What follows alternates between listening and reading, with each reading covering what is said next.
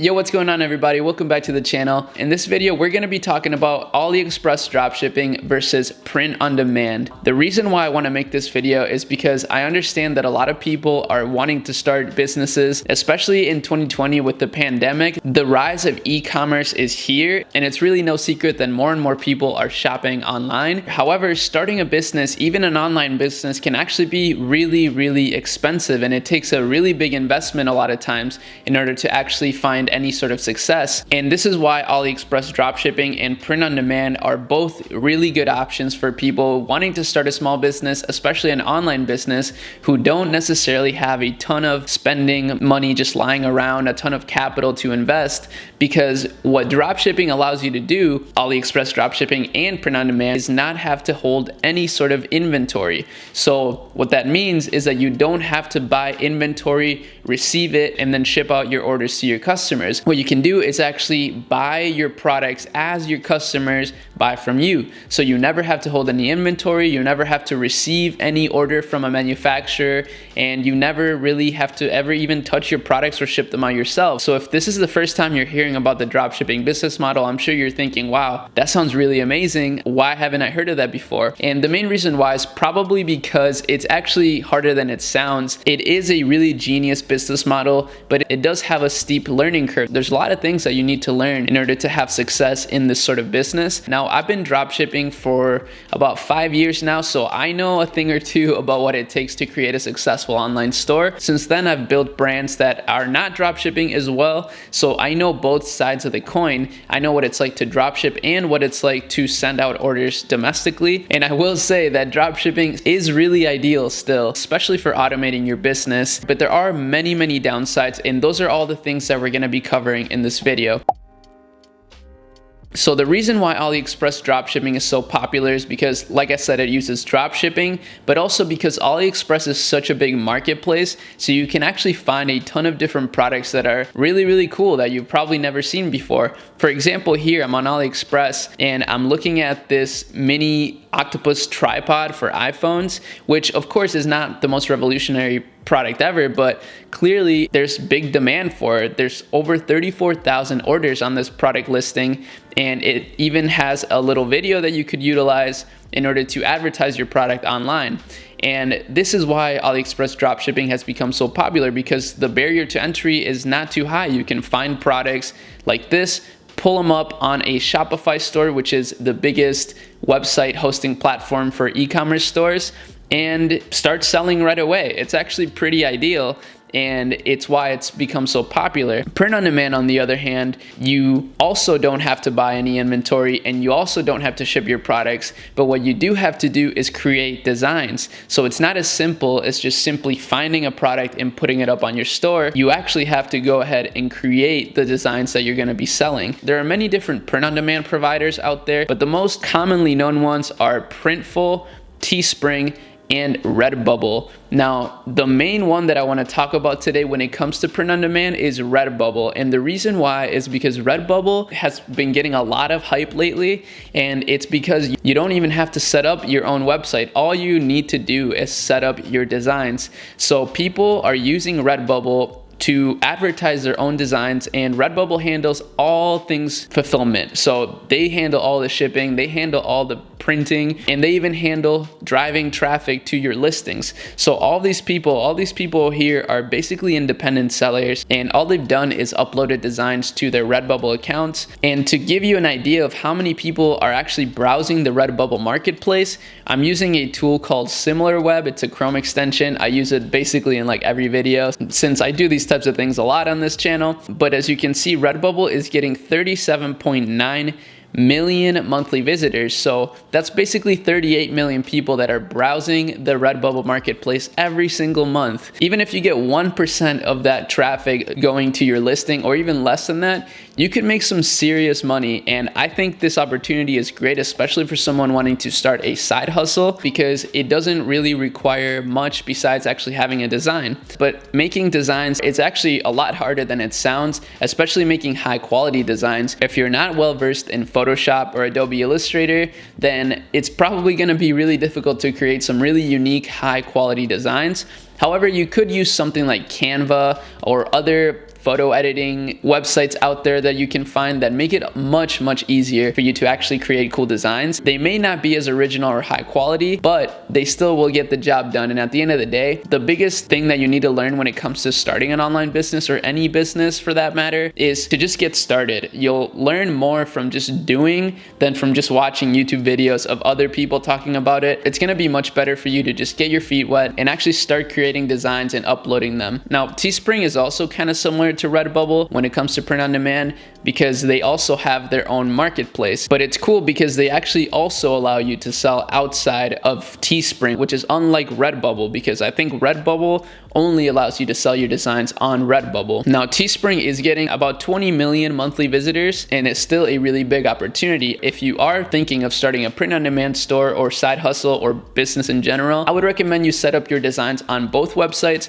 and maybe even set up your designs on Printful as well and upload them to your own Shopify store. Starting a Shopify store is actually not as hard as it sounds. There's tons of tutorials out there, and I may even make my own tutorial pretty soon on how you can create your Shopify store. It's very simple, very easy, and Shopify makes it really easy for you to actually customize your website and make it really cool. Of course, it is $29 a month to have your Shopify store, and it's also gonna be around $14 a year to have your own domain name. And if you don't have any sort of graphic design experience whatsoever, and you're not willing to learn any sort of graphic design skill at all, then I would just recommend you go on Fiverr and try to find other people that are gonna be willing to make your designs. So for example, on Fiverr, what I can do here is type Redbubble designer. Here we see there are people charging $5 to create designs for Redbubble. That's pretty amazing. It's very cheap. Here's another one that's $15, so that's not too bad. That's actually pretty cheap, and it seems like they do a pretty good job. Of course, I would recommend that you vet some of these people, make sure you check out their reviews. This person, for example, has 70 reviews. That's always gonna be a good sign. You can contact the seller, see exactly what they can do, and make sure that they're a right fit for you. Now, something I've learned from my years of having online businesses is that you don't need to reinvent the wheel. It's always good to be original. However, if you're just starting, you're more likely to have success by piggybacking on other people's ideas. So I don't mean to just blatantly copy other people's designs or copy their stores, but what I mean is using design inspiration from designs that are actually performing really well on the platform. So for example, when it comes to Redbubble, we can go to clothing, we can go to all clothing. Let's just go to hoodies and sweatshirts, click to see all. And then here, what we can do is filter by ones that are either trending or best selling. So if we look at the best selling ones, we can see some of the best selling designs. And as you can see, some of these are probably gonna be really hard for you to replicate. But if you send something like this to a Fiverr designer, for example, then maybe they'll be able to create something very similar to the ones that you sent them. And you can just simply upload it to Redbubble and start making sales immediately, which is really, really convenient. Now, AliExpress dropshipping, on the other hand, in my opinion, is actually more difficult than print on demand, because even though you don't have to create your own designs and you can just find existing products on AliExpress to sell, you still need to know how to market your products online on social media and drive traffic to your store, which is actually not that difficult to do, but it is difficult to do profitably. So anybody can spend $100, $200, even $1,000 on Facebook ads or Google ads or Snapchat ads or even TikTok ads, but that doesn't mean that you're gonna necessarily make a return on your investment from that money. In fact, more often than not, you're not gonna make a return on your investment, and you're just gonna drive a lot of traffic to your store without really making anything. That's what happened to me when I had my first Shopify store.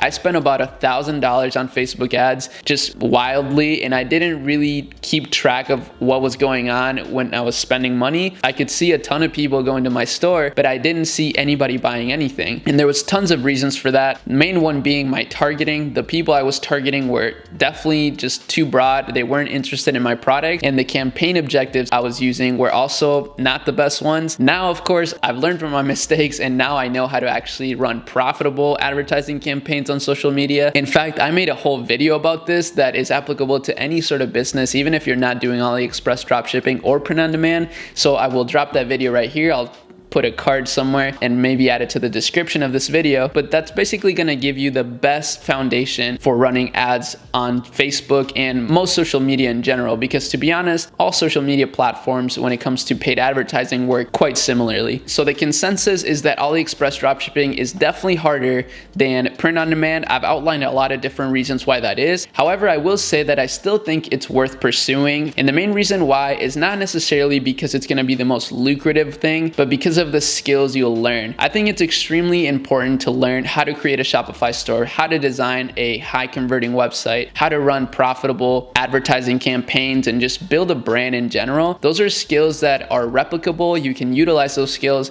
in many different things in the future. You could even use the things you learned to start making websites, for example, or running ads, for example, for existing businesses that just simply haven't adopted an online centered approach. There's so many businesses out there like that, and they need people to actually do this stuff for them, and you could charge them a monthly retainer, for example, to provide some sort of service to them that you learned through doing AliExpress dropshipping. And another thing that I want to mention is that AliExpress dropshipping has gotten a really bad reputation in the past 2 to 3 years, and the main reason why is because since it is very accessible, there's been a lot of people that, for example, will sell things and not fulfill orders, or just simply lie about product features and mislead customers into buying their products. Now, I don't endorse any sort of behavior like that. That's obviously extremely immoral and even illegal. So please don't just think that dropshipping is a scam overall because a few people do use it as a way to scam people. There are scams everywhere, so make sure that you don't let that influence your decision on what business to start. Now, the biggest hurdle with AliExpress dropshipping is also the shipping times. As you can see here, for example, this product with e-packet, which is the fastest method that this supplier uses for shipping, the product will arrive on January 13th, which is basically a month away. Now, that is of course really, really long. That's not ideal whatsoever, especially with Amazon shipping things in 1 to 3 days. But the way that I like to explain it to people is that AliExpress dropshipping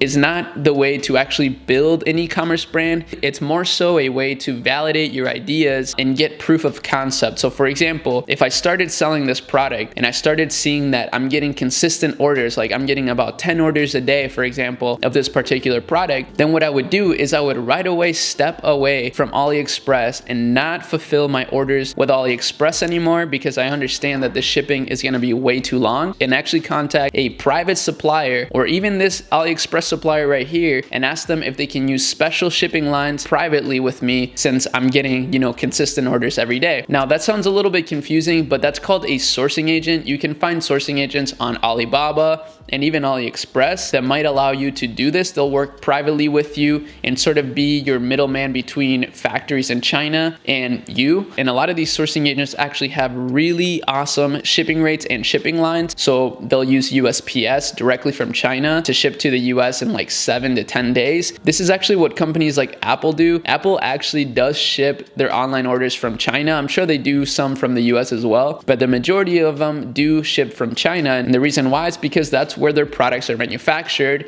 and it's actually kind of a genius idea to just send it directly from there to the customers that order the products. This is why dropshipping overall, in my opinion, takes the win in this particular scenario, because the skills that you learn are going to be extremely valuable, and also you can build a legitimate e-commerce brand out of it if you actually start improving your business along the way. Now, I've been working with sourcing agents for years now, and I've made some really amazing contacts. I'll link in the description my most trusted sourcing agent that I've worked with for a while now, so that some of you guys that are interested in dropshipping can have that contact information right away so that you can ship your orders really quickly. Or maybe some of you guys are already getting orders every day and you're fulfilling from AliExpress. This will be a really good thing for you, and it'll allow you to really satisfy your customers. But with that said, I still think print on demand is an amazing business model and just a really great way to start a side hustle. And there are tons of people that are completely crushing it in that space. So I'm not saying it's not a viable business whatsoever. In fact, I'm saying the opposite. I think it's an amazing business model. I just prefer dropshipping mainly because of the other skills that you'll learn along the way and the possibility of creating a really big e-commerce brand as well. So I hope you enjoyed this video. Make sure you subscribe, like this video, and leave me a comment. I respond to everybody, and I'm dropping videos videos every single week. If you do want to learn in more detail how I build my e-commerce brands, I do actually teach a course. I'll drop it in the description as well if you are interested in that. I do have tons of content on YouTube, so you really don't need the course, but it is really nice to have all that content just step by step in a really nice structured way. And I do think universities in the next few years will start having more e-commerce courses available,